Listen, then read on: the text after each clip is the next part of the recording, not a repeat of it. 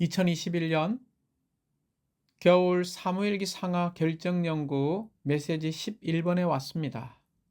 11번에 들어가기 전에 우리는 이번 2021년 겨울 사무엘기 상하 결정연구 메시지 1번에서 전체적인 이런 서원과 같은 사무엘기 상하의 중심 사상과 사무엘기 상하에 게시된 이러한 신성한 삼일성의 놀라운 계시를 보았습니다. 메시지 2번부터 메시지 4번은 사무엘기 상 1장부터 8장에 있는 이 사무엘의 역사에 관한 세 편의 메시지를 추구했고요. 또한 이 사무엘기 상하의 두 번째 부분인 사무엘기 상 9장부터 15장에 나오는 이 사울의 역사를 통해서 메시지 5번 아말렉 족속과의 전쟁에 관한 메시지를 추구했습니다. 이제 이 사무엘기 상하의 이 결정 연구의 메시지 6번부터 메시지 11번은 엄밀히 말하면 사무엘기 상 16장부터 사무엘기 하 24장에 있는 세 번째 부분인 다윗의 역사에 관한 결정 연구라고 말할 수 있습니다. 메시지 6번, 7번, 8번에서는 우리는 이 개인적인 그리스도를 상징하는 다윗을 보았죠. 그래서 다윗의 역사, 메시지 6번, 메시지 7번은요, 참 다윗은 그리스도를 예표하죠. 메시지 8번은 다윗의 씨가 하나님의 아들이 되는 이 머리이신 그리스도의 방면을 우리가 더 보았습니다. 그러나 메시지 9번, 메시지 10번, 11번은 이 몸인, 교회인, 단체적인 그리스도에 관한 방면입니다. 메시지 8번에서 우리가 개인적인 그리스도로 보았다고 이야기했죠. 이제 메시지 9번에서는 내주하시는 그리스도에 대한 믿는 이들의 내적 체험에 따라 영적인 신진대사의 과정을 통해 그리스도의 몸인 교회가 유기적으로 건축되는 것을 보았죠. 그러므로 메시지 9번에서 그리스도의 몸인 교회가 유기적으로 건축되는 교회의 방면을 보았습니다.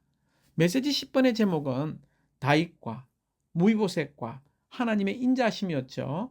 이런 다윗과 무이보셋의 이런 가난 이야기는 전적으로 우리의 그리스도께서 이러한 교회를 얼마나 사랑하는지, 이 교회의 구성원인 이 믿는 이들을 얼마나 사랑하시는지, 하나님의 인자심으로 대하는지를 우리가 추구했습니다. 이제 메시지 11번은 이 다윗의 역사에 관한, 이 교회에 관한 마지막 세 번째 부분입니다. 제목은 전쟁하시는 그리스도와 전쟁하는 교회를 예표하는 다윗과 아비가일입니다. 다시 말하면 다윗은 전쟁하시는 그리스도를 예표하고 아비가일은 전쟁하는 교회를 예표한다는 것입니다. 우리가 구약에는 교회를 예표하는 여인들이 있다는 것을 알고 있습니다. 여인이 교회를 예표하는지의 여부는 그 여인의 남편에게 달려 있습니다. 만일 그 여인의 남편이 그리스도를 예표한다면 그 여인은 교회를 예표할 것입니다. 특별히 우리는 구약에서 7방면에 이런 교회를 예표하는 여인들을 기억할 필요가 있습니다. 첫 번째, 아담의 아내는 누구였나요? 하와였죠. 하와의 근원은 그리스도의 파괴되지 않는 생명을 예표하는 아담의 갈빗대였습니다. 따라서 하와는 특별히 교회의 본성과 기원을 상징합니다.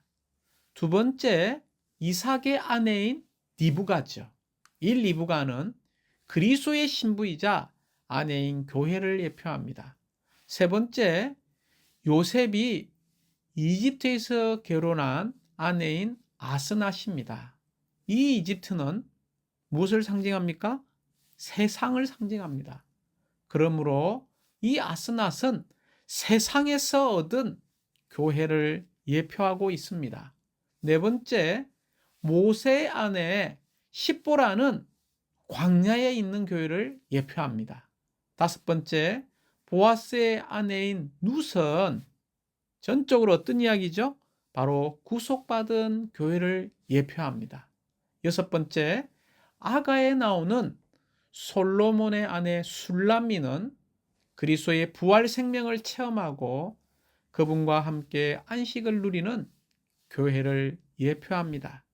자, 일곱 번째는 메시지 11의 제목에서 가리키는 바와 같이 다윗과 그의 아내 아비가일은 전쟁하시는 그리스도와 전쟁하는 교회를 예표합니다.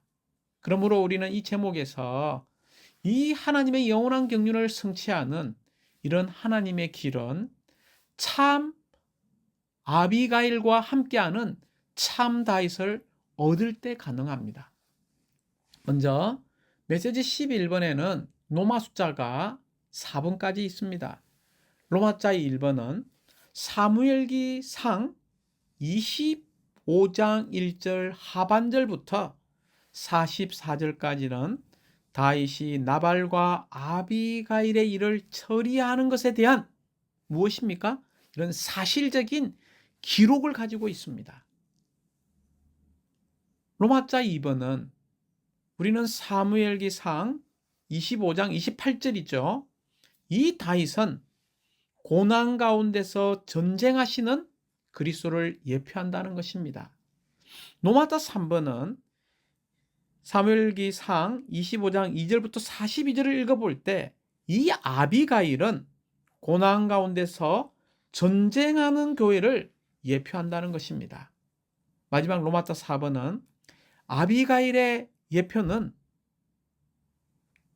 이 신약의 믿는 이들을 묘사해주고 있습니다.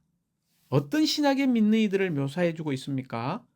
바로 예수님께서 받으신 비난을 짊어지고 진영 밖으로 그분께 나아가는 믿는 이들을 묘사해주고 있다는 것입니다. 그러므로 로마자 1번은 우리는 사무엘기 25장에서 하나의 사실적인 기록이죠. 바로 나발과 아비가일의 일의 이런 기록을 볼 수 있습니다. 특별히 다윗을 진정시키는 일에 있어서 이 아비가일의 지혜를 볼 수 있죠. 아비가일의 진정한 아름다움은 무엇이었나요? 사실은요, 이러한 사항을 파악하는 이 아비가일의 분별력과 지각과 지혜였습니다. 특별히 이 아비가일은 계시록 19장에서 전투원 아내인 교회로서 우리가 어떠한 모습을 가져야 하는지를 보여주는 너무나 구약 안에서의 탁월한 사실적인 기록입니다.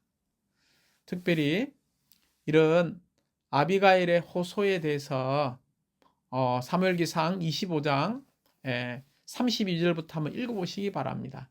이런 아비가일의 호소에 대한 이런 다윗의 반응이 있었죠. 그 반응은 피를 흘리지 않고 자신의 손으로 직접 복수하지 않도록 한 이 아비가일을 축복한 것을 볼 수 있습니다.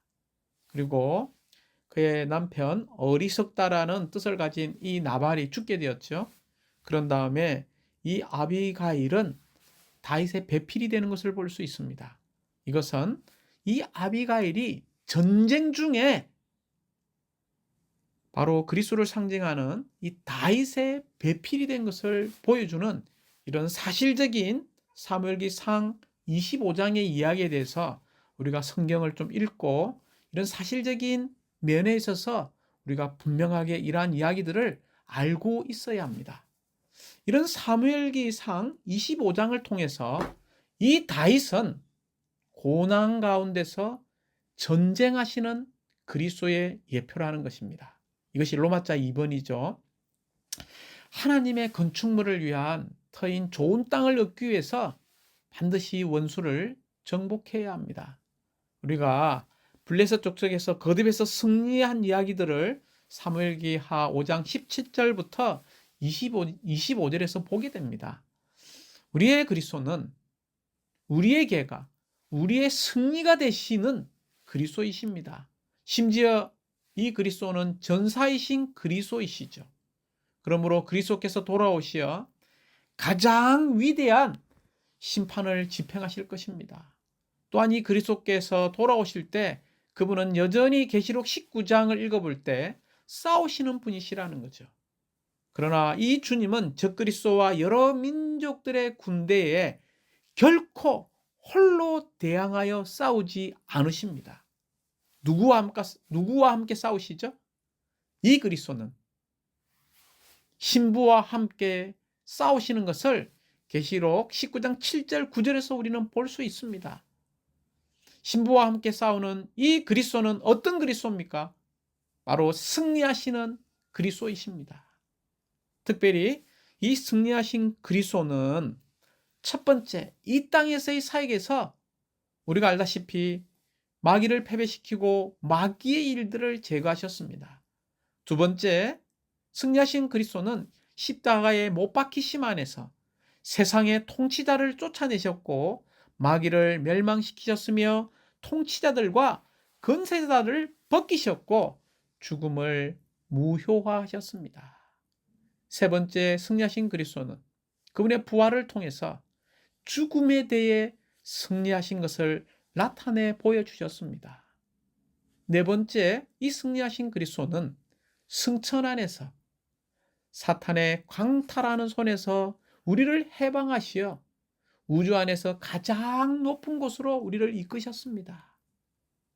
다섯 번째, 이 승리하신 그리스도는 그분의 군대와 함께 오셔서 아마겟돈에서 적그리스도와 그의 휘하에 있는 왕들과 그들의 군대에 맞서 싸우실 것이고 결국 이들을 다 패배시키게 될 것입니다. 이제 이러한 다윗의 예표, 놀라운 고난 가운데서 전쟁하시는 그리스도의 예표를 우리는 보았습니다. 로마서 3번에서 이 아비가일은 고난 가운데서 전쟁하는 교회의 예표라는 것입니다. 특별히 이 아비가일은 언제나입니다. 전사인 다윗 곁에 있었고 또한 이러한 전쟁 중에 있는 이 다윗을 긴밀히 따랐습니다. 특별히 이 아비가일이 다윗과 결혼했다는 것은 교회가 전쟁을 위해 군대로 징집된 것의 예표이죠. 그럴 뿐만이 아니라 이 아비가일은 고난 가운데서 하나님의 왕국을 위해 전투하는 교회를 예표합니다. 그러므로 우리는 이 신약에서 고난당하신 그리스도와 하나 될 필요가 있습니다. 골로새서 1장 24절을 볼 때 그리스도의 고난에는 두 범주가 있다는 것을 우리에게 말해주고 있습니다. 첫 번째, 구속을 성취하기 위한 고난이죠. 이것은 우리의 믿는 이들이 참여하는 것이 아닙니다. 그리스도께서 십자가에서 구속을 이룰 때 완성하셨고 성취하셨습니다. 그러나 교회를 산출하시고 건축하시기 위한 이 고난은 여전히 누구에게 남아 있습니까? 사도들이 이 고난에 참여했고 오늘날 믿는 이들이 채워야 할 필요가 있는 고난이죠. 특별히 골로새 1장 25절에서는 이 청지기 직분은 오직 고난을 통해서만 수행되는 것을 보여주고 있습니다. 사랑하는 자매님들, 이러한 놀라운 하나님의 영원한 경륜을 성취하는 이러한 사역을 위해서 우리가 청지기로서 이러한 직분을 신실하게 우리가 수행하기 원한다면 우리는 반드시 고난과 소모시키는 압력과 십자가에 죽이는 일을 통하여 그리스도의 풍성을 체험해야 합니다. 그리스도의 풍성을 체험할 때 우리는 조성될 것이고 이러한 사역으로 산출될 것이고 이러한 사역을 형성하게 될 것입니다. 다시 말하면 이러한 사역은 오직 계시의 고난이 더해진 결과입니다. 우리가 아비가일의 이 예표가 전적으로 이 교회가 주 예수님과 함께 영적인 전쟁에 참여하는 것을 묘사한다는 것을 보아야 합니다.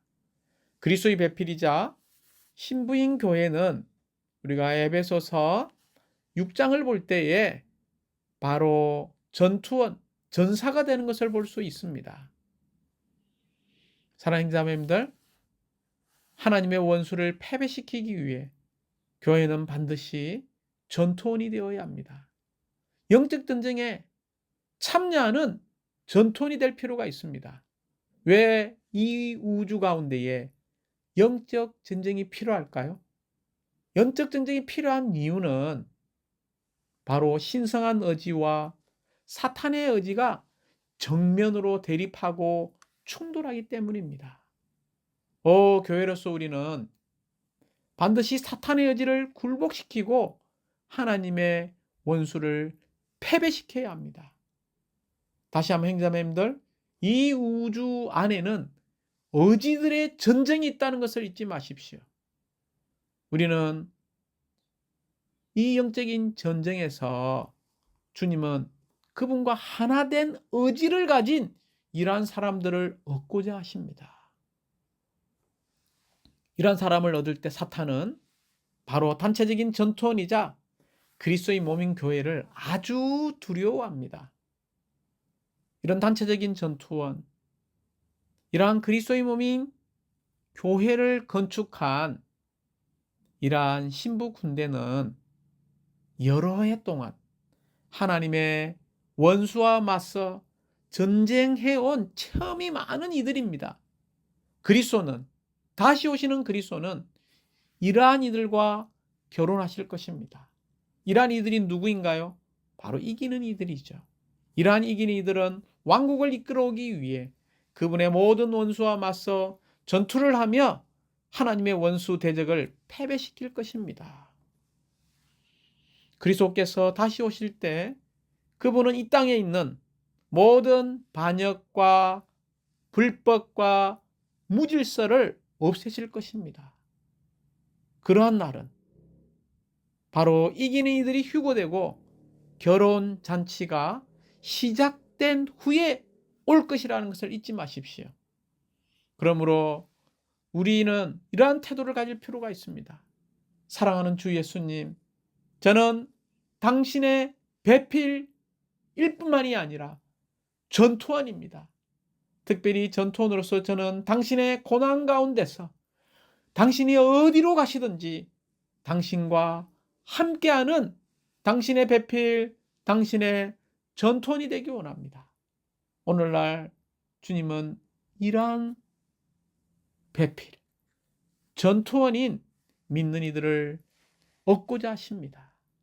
이제 마지막 로마서 4번은 이 아비가일의 예표는 예수님께서 받으신 비난을 짊어지고 어디로요? 진영 밖으로 그분께 나아가는 믿는 이들을 묘사한다고 했죠. 이 믿는 이들이 누구입니까? 오늘날의 단체적인 아비가일들입니다. 오늘날의 아비가일이 될 형제자매들이 없다면 우리 가운데서 그리스도의 몸은 건축되지 않을 것입니다.